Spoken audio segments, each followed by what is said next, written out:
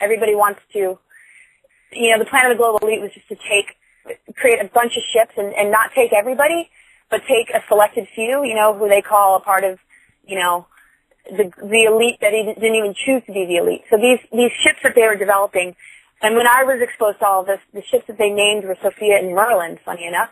And what they told me is that I could pick family members and friends to take to Mars, and everything was going to be great, and we're just going to start a new civilization there because the Earth is going to, and it's just like, no, there's no select few.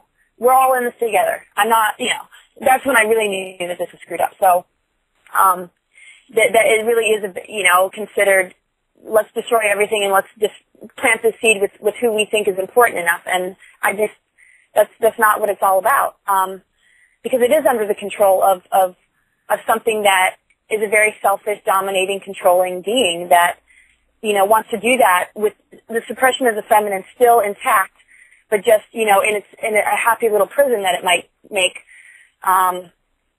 for it to soothe the maybe defeat of not being able to fulfill a deeper goal that I'm sure we all share. So, they tried to fluff it up and make it sound like a good thing, and I just couldn't abandon this planet or humanity. And so, really the plan was to get these ships to just take a select few. And the thing is with HARP and stuff like that, that they could create a lot of cataclysms and there might be ships that leave, and Obama and the administration is talking about that a lot more than they're talking about disclosure. So, somebody's got to get loud here, and I have connections as an Eisenhower to these high political circles, and if I'm assisted, I have a voice that would love to just say what needs to be said and shift the power into where power belongs, which is love, not in the gushy love, but in the higher love. So, I will take responsibility to really put things in place, but there's not enough discussion about what really matters. Everybody's trying to find a backup plan because they're assuming a cataclysm is going to happen. We need to locate these technologies that could create such things because this is not the divine will and plan of nature, I'll tell you that. Not even close. So, because I can't hear you, Alfred, do you want to give me a call, I wonder? Maybe make some sort of sound. Yeah. Oh, there you are. Okay. Yeah, good. We have about a minute and a half in this segment. Do you want to just summarize for for the listening audience what you'd like to have investigated? Yes, I would like to have investigated. Well, there's a few key players that are hard for me to say, but without pointing any fingers, I think, Dr. Hal Puthoff needs to be investigated.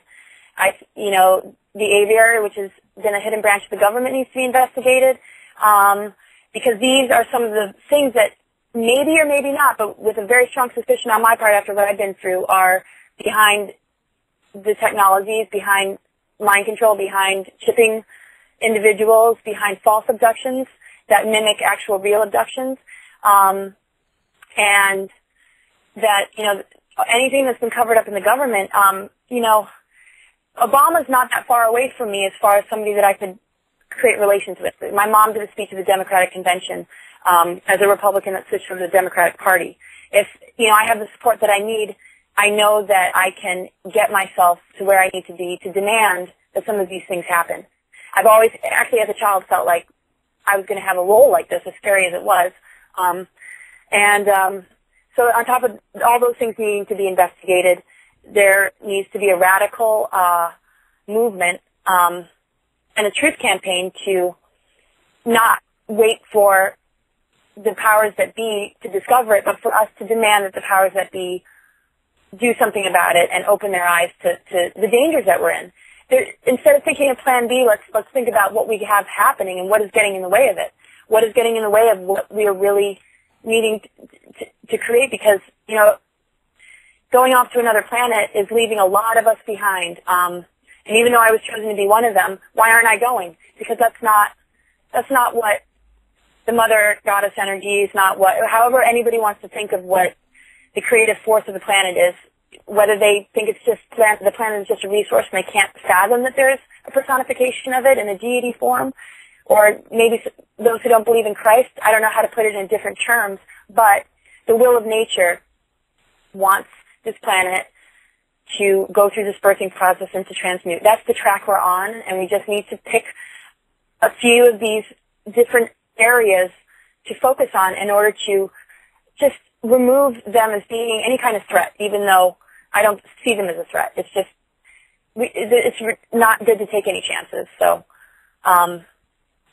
Mars colony needs to be investigated more, and whistleblowers and all of our information needs to really come together and go to the leaders of this world and demand that it's taken seriously. And this is part of why maybe I was born into the Eisenhower family and had this Sophia Magdalene thing, because I really feel like, oh, this is interesting because the dots are kind of connected, and both of these rivers run in and out of my being. So there's got to be some way that I can connect the two. And I don't say this because there's doom and this is an emergency, but this is something that has to be done just as a preventative measure and to protect us. Thank you. Well, we're going to continue this conversation in a second hour. This is Exopolitics Radio. We've been with our very, very special guest, an extraordinary being that we're very privileged to have with us, Laura Magdalene Eisenhower. I'm your host, Alfred Weber. Please stay tuned for our second hour. Thank you. Welcome back. This is Exopolitics Radio. I'm your host, Alfred Weber, and we're starting now part two of an extraordinary, I would say, an extraordinary opening with our very special guest, Laura Magdalene Eisenhower. And Laura, we were finishing up from the first hour, and there's something that you'd like to share with the listening audience. Yes, I just wanted to mention one thing. When I was confronted with the almost not having a choice to go to Mars on this mission, when I was trying to have my partner stay with me and really convince him that, you know, he was better off just healing himself from all these frequencies and really just understanding this, you know, he would get defensive. And in the moments that he was clear and he was able to sort of understand what was going on, he had incredible death threats. So even if I could have succeeded in winning, like just getting a grip on his mind to stay on Earth with me, they absolutely were not going to let him out of their grips. And that was probably the most painful part, because in a way I lost him to them. And so I hope that what I'm saying is going to assist him in breaking free, because there's no way that it was going to happen. Anyway, I just wanted to mention that. It wasn't like he had a choice. Right. So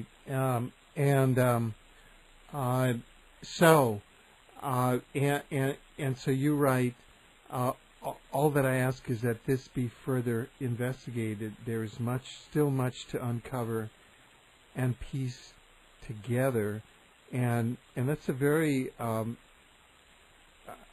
so you are really reaching out to his soul, and asking for his healing also.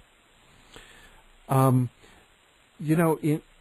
this hour, rather than focusing so much on the episode of the secret Mars colony that you went through, which is a central part of the whistleblowing act that you are launching now, I'd like to shift, because the message that you're bringing is a message that is only beginning to be heard now. And I'd like to read from something. It's actually a very moving paper, which you're an article which the listening audience can find at Laura's Facebook page. They can find it on her website. What is your website again? So you're cutting out again, but it's cosmicguy@2012.com. Okay. It'll be on my blog. Oh, good. On the blog, and then also it'll be linked at exopolitics.com and also at an Examiner page. But it ends this way. I represent a unified field of awareness, and my being affects all. So when I speak, I'm speaking on behalf of our divine blueprint and true nature as one.